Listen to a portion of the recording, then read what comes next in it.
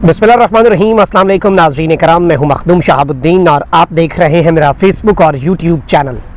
उम्मीद करता हूं आप सब लोग बखैर वाफियत होंगे और जहां भी होंगे अपने अहले खाना समेत खुश भी होंगे और महफूज भी। नाज़रीन कराम, वो ख़बर सामने आ चुकी है जिस खबर का इंतज़ार पूरी पाकिस्तानी कौम को था। पाकिस्तानियों के दिलों की धड़कन और पाकिस्तानी सहाफ़त का सबसे बड़ा नाम इमरान रियाज़ खान, जो कि 11 मई से लेकर आज के दिन तक 4 महीने होने वाले हैं, लापता हैं, गुमशुदा हैं, अगवा हैं, जो भी नाम दे लें, लेकिन अब बिलाखिर इमरान रियाज़ के हवाले से 100 दिन से ज़ायद दिन गुजरने के बाद एक मस्बत खबर आई है। आज लाहौर हाई कोर्ट के अंदर इमरान रियाज़ खान के केस की समाअत भी थी, लेकिन इस समाअत के दौरान इमरान रियाज़ खान के वालिद को एक कॉल आती है और उस कॉल ने पूरे का पूरा मंजरनामा बदल के रख दिया है। और अब जो है उम्मीद वो भी पैदा हो चुकी है और चीज़ें जो हैं वो अब बहुत तेज़ी से आपको शायद बेहतरी की तरफ इंशाल्लाह जाती हुई नजर आए, क्योंकि ये डेवलपमेंट ही बहुत ज़्यादा अहम है। इसके साथ ही साथ दूसरी बड़ी खबर परवेज़ इलाही साहब के हवाले से है और परवेज़ इलाही के केस में अनहोनी हो गई है और सिस्टम तो रिएक्ट कर रहा है। सिस्टम परवेज़ इलाही के मामले के ऊपर अदलिया को रिएक्शन दे रहा है, लेकिन अब अदलिया ने भी अपना रिएक्शन देना शुरू कर दिया है। और पहला जो गैर सरकारी गैर रतमी नतीजा होता है इस अनफॉर्चुनेट कोलिजन का, इस अनफॉर्चुनेट तसादुम का, जो कि एक जानिब आपकी मिलिट्री एस्टैब्लिशमेंट है तो दूसरी जानिब आपकी जुडिशल एस्टैब्लिशमेंट है। जुडिशल एस्टैब्लिशमेंट विदाउट डाउट कदरे डिवाइडेड है, लेकिन इस हवाले से भी अहम तरीन डिटेल्स हैं। जबकि army chief general Asim Munir जो है उनकी तरफ से एक बड़ी अहम तरीन स्टेटमेंट सामने आई है दो टोक अंदाज में, और मैं ये समझता हूँ कि ये स्टेटमेंट बहुत ज़्यादा अहमियत की हामिल है।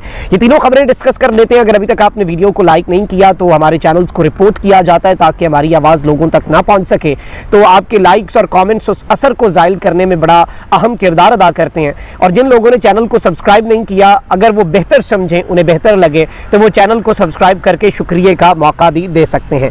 3 बड़ी खबरें हैं, जिस तरह मैंने आपको अपने इब्तदाइये में बताया, जल्दी जल्दी इन तीनों खबरों की डिटेल्स जो है वो आपके सामने रख देते हैं। सबसे पहले नाज़रीन कराम, मैं आपको ये बता दूं कि इस सारी की सारी सिचुएशन में फिलहाल जो सिनेरियो बन चुका है और परवेज़ इलाही साहब का जो मामला है, अब परवेज़ इलाही का मामला जो है वो एक टेस्ट केस बना दिया गया और एक जानिब तो इस्लामाबाद हाई कोर्ट के अंदर परवेज़ इलाही की बाजियाबी जो है वो की दरख्वास्त जो है वो गैर मौसर होने पर निमटा दी गई है। एक जानिब तो ये सब कुछ हो रहा है, उन्हें CTD के मुकदमे के अंदर, इंसदाद दहशतगर्दी के मुकदमे के अंदर इस्लामाबाद पुलिस ने दोबारा अरेस्ट कर लिया है। लेकिन अब जो बाज़ाब्ता तौर पे चीज़ आई थी सामने कि पहले एक जज साहब हैं, उन्होंने कहा कि परवेज़ इलाही को अरेस्ट नहीं करना, घर पहुँचा के आओ। रास्ते से परवेज़ इलाही अरेस्ट हो गए। जज साहब ने अगले दिन अदालत लगाई। जज साहब ने कहा ये क्या तौहीन अदालत कर रहे हैं आप लोग, एक तो मैं तौहीन अदालत की कार्रवाई चलाऊँगा, दूसरा डिस्ट्रिक्ट एंड सेशन जज अटक जो है वो बैलफ मुकर्रर करता हूँ मैं उसे, वो परवेज़ इलाही को लेकर पेश हो। जज साहब को मुल्तान शिफ्ट कर दिया गया। नए जज साहब जो हैं उन्होंने उस केस की कल समाअत की।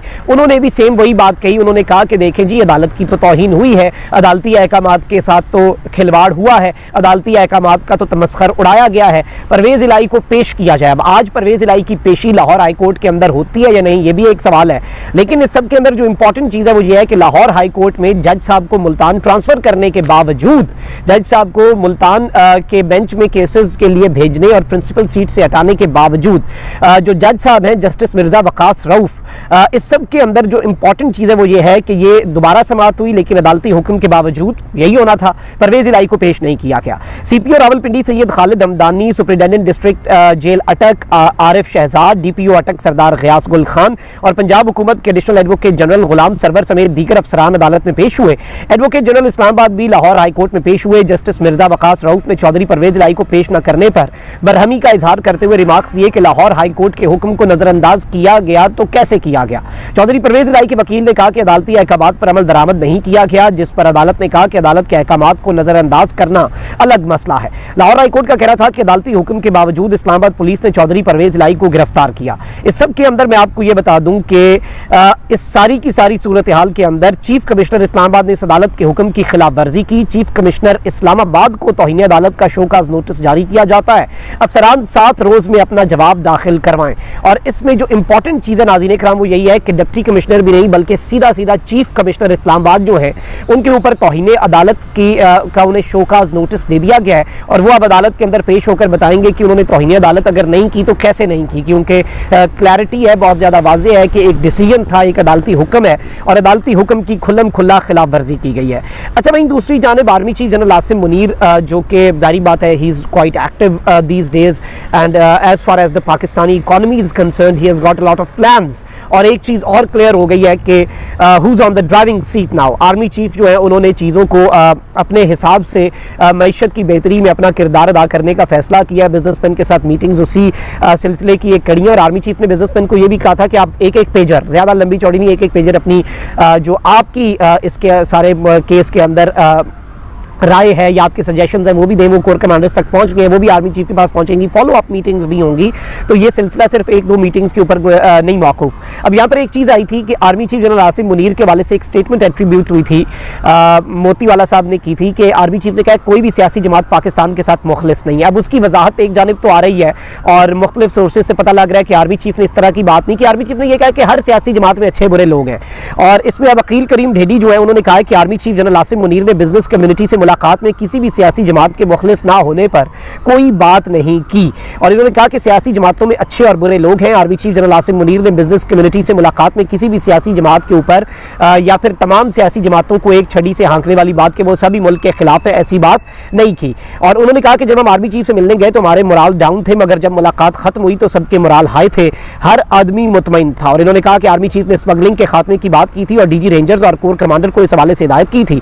आर्मी चीफ ने बिजनेस कम्युनिटी को यकीन दहानी कराई कि स्मगलिंग पर काबू पाएंगे और कराची के हालात बेहतर होंगे। अब इस सब के अंदर आपको पता है कि आज पाकिस्तान का अहम तरीन दिन और ये नाज़रीन इकराम आपको पता है कि यौम दिफा जो है पाकिस्तान का है और यौम दिफा और यौम शोहदा, हमारा दिफा जिस तरह से 6 सितंबर का दिन और इसकी याद है और हमारे शोहदा जिस तरह से कुर्बानियाँ देकर पाकिस्तान की खातिर और हमारे अमन की खातिर रोज़ाना कुर्बानियाँ, पिछले दिनों कितनी शहादतें हुई, पिछले हफ्ते में कितनी शहादतें हुई और हम अपने शोहदा के, अपने जवानों के, अपने अफसरान के मकरूज़ हैं। अब army chief general Asim Munir जो है उन्होंने मेजर तुफैल मोहम्मद शहीद निशान हैदर के मज़ार पर यौम दिफा की मुनासबत से तकरीब का इनेकाद हुआ जिसमें सदर पाकिस्तान आरिफ अलवी और army chief general Asim Munir की जानिब से मज़ार पर फूल रखे गए और फातिहा खानी की गई। आर्मी चीफ ने इस सब के अंदर जो इंपॉर्टेंट चीज़ है, वो जो इंपॉर्टेंट स्टेटमेंट है आर्मी चीफ की, जिस तरह मैंने आपको अपने इब्तदाई में बताया कि army chief general Asim Munir की तरफ से जो बयान आया है वो बड़ा वाज़ेह और दो टोक है, क्योंकि आर्मी चीफ ने कहा है कि बाज़ अनासिर ने अवाम और फौज के मुकद्दम रिश्ते पर वार करने की मजमूम कोशिश की जिसे तहम्मुल और समझदारी से नाकाम बनाया। अब ये स्टेटमेंट बड़ी इंपॉर्टेंट है, बड़ी वेल कैलकुलेटेड स्टेटमेंट है और इस एक जुमले के अंदर पूरे का पूरा जो मतलब है इस बात का वो पिन्हा है और इसकी गहराई में भी जाया जा सकता है कि बाज़ अनासिर ने अवाम और फौज के मुकद्दम रिश्ते पर वार करने की एक मजमूम कोशिश की, यानी कि पाकिस्तान की मिलिट्री और पाकिस्तान के अवाम के दरमियान जो अटूट रिश्ता है उस रिश्ते को तोड़ने की कोशिश की जिसे हमने तहम्मुल और समझदारी से, बुर्दबारी से नाकाम बनाया। इसमें आर्मी चीफ ने कुछ और बातें भी कही हैं। उन्होंने कहा कि पाक फौज अपने नज़्म ज़ब्त और आला पेशा वराना म्यार की बदौलत दुनिया में नुमाया मकाम रखती है। ईमान, तकवा और जिहाद फी सबीलिल्लाह हमारा तुर्रा इम्तियाज़ है। दुश्मन की किसी भी जारियत का मुंह तोड़ जवाब देंगे। और इस सब के अंदर उन्होंने कहा कि शौदा की कुर्बानियों और गाजियों के कारनामे हमारे लिए काबिल तकलीद मिसालें हैं। शौदा के खून से आज़ादी के चिराग रोशन होते हैं। हाल ही में बाज़ अनासिर ने अवाम और फौज के मुकद्दम रिश्ते पर वार करने की मजमूम कोशिश की। अफवाज पाकिस्तान ने बहैसियत कौमी इदारा नहायत तहम्मुल और समझदारी से उन्हें नाकाम बनाया। मुसल्लह अफवाज ने जिस जाफिशानी से दहशत गर्दी का मुकाबला किया उसकी मिसाल नहीं मिलती और मुसल्लह अफवाज और पाकिस्तान की फौज अवाम की ख्वाहिशात और उमंगों का महवर है। मजबूत मईशत मजबूत दिफा के लिए नागुज़ीर है। और इन्होंने इक्तसादी तरक्की के ऊपर भी बात की कि बाहमी ताउन से हम इक्तसादी तरक्की की राह जो है उसमें आगे बढ़ेंगे और इक्तसादी तरक्की जो है, पाकिस्तान की मुआशी तरक्की जो है उसे हम यकीनी बनाएंगे। अब ये स्टेटमेंट भी बहुत ज़्यादा इंपॉर्टेंट है और ऑब्वियसली इसमें एक चीज़ वाज़ेह होती है कि फ़ौज का जो मौक़िफ़ है कि फ़ौज का और जो एक रिश्ता है, अटूट रिश्ता, उस रिश्ते के ऊपर कोई वार जो है वो नहीं करने दिया जाएगा। और अगर किसी ने किया है तो उस मामले के ऊपर फ़ौज की क्या पॉलिसी है वो भी आपको इस बात से क्लियर हो गई होगी। अच्छा, अब ज़रा आ जाते हैं पाकिस्तानियों के दिलों की धड़कन इमरान रियाज़ ख़ान। और जारी बात है, हमारा तो एक ऐसा ताल्लुक़ है इमरान भाई के साथ कि वो ताल्लुक़ लफ्ज़ों में भी बयान नहीं हो सकता। और पिछले 4 महीने जिस तरह से उनकी फैमिली ने, उनके दोस्तों ने गुजारे हैं, और बहुत सी बातें ऐसी थी जो हम कर भी नहीं पाते थे क्योंकि हमें यह था कि उनकी सेफ्टी और वेलबींग जो है वो मुकद्दम है। अब बड़े अरसे बाद लाहौर हाई कोर्ट के अंदर जी समाअत होती है इमरान रियाज़ ख़ान जो है उनके केस की, और जस्टिस समीर भट्टी साहब जो है वो समाअत कर रहे हैं। इमरान रियाज़ ख़ान साहब के जो वालिद हैं वो भी पहुंचे, और आज अपेरेंटली एक जारहाना हिकमत अमली अपनाई जानी थी क्योंकि इनफ इज़ इनफ, हर बंदे की एक लिमिट होती है, लिमिट्स को पुश किया जा रहा है। इमरान रियाज़ ख़ान देखें ना, जब तसब्ज़ुर वो आपको पता ही ना एक बंदा ठीक है या उसकी हालत क्या है, लेकिन इस सब के अंदर एक, क्योंकि कल भी मेरे पास एक ख़बर आई थी और वो मैं ख़राबी सेहत की वजह से वो वीडियो नहीं कर पाया, लेकिन उसमें भी मैंने यही बताना था कि there is a good news expected as far as Imran Riaz Khan is concerned. तो आज क्या हुआ नाज़रीन इकराम, आज इमरान रियाज़ ख़ान के वालिद को कमरा अदालत में जब वो बैठे थे एक कॉल आती है। अब ये जो कॉल आती है वो कॉल सुनने के लिए इमरान रियाज़ ख़ान के जो वालिद हैं वो कमरा अदालत से बाहर जाते हैं। ये कॉल जो है ये गेम चेंजर है। मेरे पास इस कॉल की कुछ तफसीलात हैं, लेकिन मैं इस कॉल की तफसीलात अभी आपके सामने नहीं रखूँगा, लेकिन मैं इतना आपको बता सकता हूँ कि इस कॉल के बाद इमरान रियाज़ ख़ान साहब के जो वालिद हैं, अंकल ने अली भाई से बात की जो कि इमरान रियाज़ ख़ान के वकील हैं, अली अशफाक साहब, और वो और फैमिली एक पेज पे हैं और वो इमरान रियाज़ ख़ान साहब का मुकदमा लड़ रहे हैं। तो उसके बाद इस कॉल की तस्दीक के लिए भी आईजी साहब को और मस्बत इस कॉल के अंदर जो चीज़ें, अब इस कॉल के जो मंदरजात हैं उन्हें वेरीफाई करना बहुत ज़रूरी है। तो अभी कुछ कहना बहुत ज़्यादा कबल अज़ वक्त होगा, लेकिन एक चीज़ बड़ी इसके अंदर इम्पॉर्टेंट है कि एक तो अदालती समाअत, फिर इसके बाद 1 हफ़्ता आगे कर दी गई, ज़्यादा लंबा टाइम नहीं दिया गया, 2-3 हफ़्ते का टाइम नहीं दिया गया, ये भी एक खुशाइन बात है। 1 हफ़्ते का टाइम दिया गया।